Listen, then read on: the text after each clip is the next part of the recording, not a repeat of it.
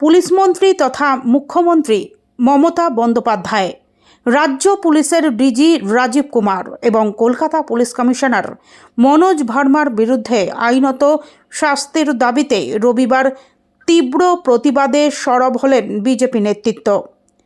শুভেন্দু অধিকারীর নেতৃত্বে 11 জানুয়ারি রবিবার দুপুর 3টে নাগাদ যাদবপুর 8B বাসস্ট্যান্ড থেকে দেশপ্রিয় পার্ক পর্যন্ত এক প্রতিবাদ মিছিলের আয়োজন করা হয়। এই মিছিলে অংশগ্রহণ করেন বিজেপির বিভিন্ন স্তরের নেতা কর্মীরা।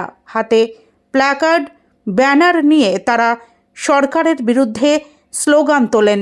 বিজেপির অভিযোগ, রাজ্যে আইন শৃঙ্খলার অবনতি ঘটেছে এবং প্রশাসন রাজনৈতিক প্রভাবমুক্তভাবে কাজ করছে না।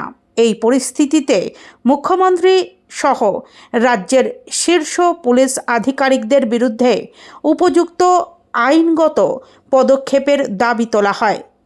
শুভেন্দু অধিকারী তার বক্তব্যে বলেন, রাজ্যে সাধারণ মানুষের নিরাপত্তা আজ প্রশ্নের মুখে। প্রশাসন রাজনৈতিক নির্দেশে পরিচালিত হচ্ছে।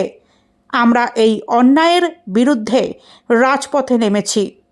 মিছিল ঘিরে যাতে কোনো অপ্রীতিকর পরিস্থিতি না ঘটে সেজন্য পথে পথে মোতায়েন ছিল বিপুল সংখ্যক পুলিশ বাহিনী।